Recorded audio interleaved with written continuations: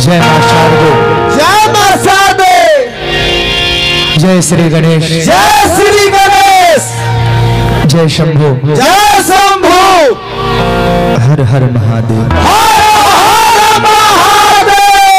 जय हो। मुझे दास बना कर रख लेना,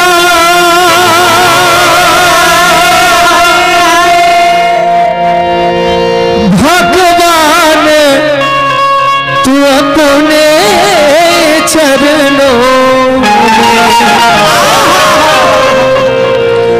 मुझे दास बना कर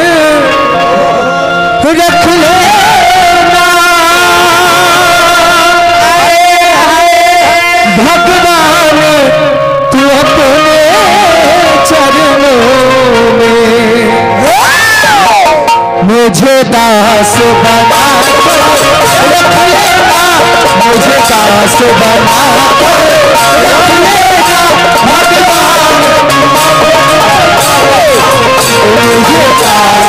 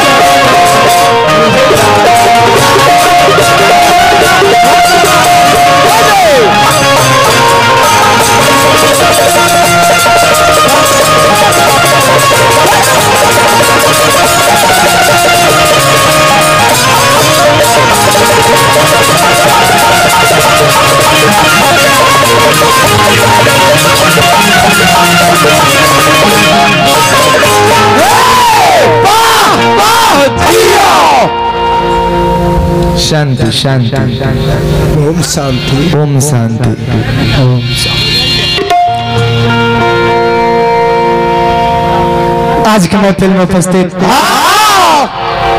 तमाम श्रोतागण समाज एवं जनता जनार्दन, जनार्दन, हाँ जनार्दन मतलब भगवान हो खेला, और दूर दराज से चल के आयल भोजपुरी संगीत प्रेमी चाचा काका पितिया भाई बहन बंधु एवं नौजवान साथी संगतिया तथा ग्राम क्षेत्र नगर पंचायत गांव जवार के नर नारी अथवा साउंड सिस्टम द्वारा जरा भी कान तक हमार आवाज पहुंच पावत होके सब महान भावन के चरण में बार बार लगातार गायक कलाकार और समाज की ओर से बार बार वंदन अभिनंदन प्रणाम स्वीकार करे सब।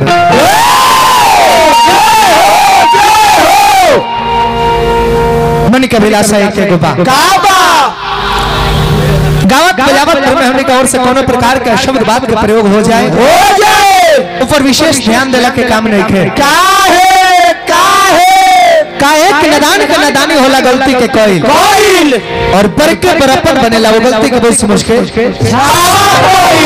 सही बात बा। खैर ऐसे जानबूझ के गलती करब जाना है, लेकिन गारंटी भी ना ले हम कि रात में हमने से अच्छाई देखे के मिले गलती हो सकेला। काहे कि गीत संगीत अथा सागर नाम महासागर के उपमा दिहल गइल बे, एकरा अंदर पहुंचल तो बहुत दूर के बात बा। हमनी कभी करीब किनार पर भी नहीं जा पहुंचल, बड़े बड़े विद्वान से भी जब कमी पावल जाला हमन के ताप सबके समक्ष नदान ही बने जा। खैर जाने जाने में कोनो प्रकार के कमी नजर आवे ई जान के क्षमा कैला के काम लग जाए तो इलाइका भिलाइका बा गलती करता सियान हो जाई, बुद्धि विवेक हो जाई, गलती कैल खुद ब खुद छोड़ दे। सही बात बा।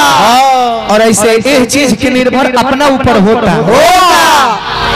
प्याज के नीमन से देख के ना छिलब नो, प्याज के नीमन से देख के ना छिलो तो जितना छिलब छिलही में हो राजा छील के कहे कि मैं छिल के मानव तब प्याज हो। अगर बाजी लगा दे कि बेटा तू कितना छिलाता रहा तो छिलते छिलते हो रह जाए मानव तने तो प्याज हो न तो छिलका समझता नहीं तो छिलत जाए एक बड़ा उछलोइए छिलत रही। वही तरीका के गीत संगीत बा।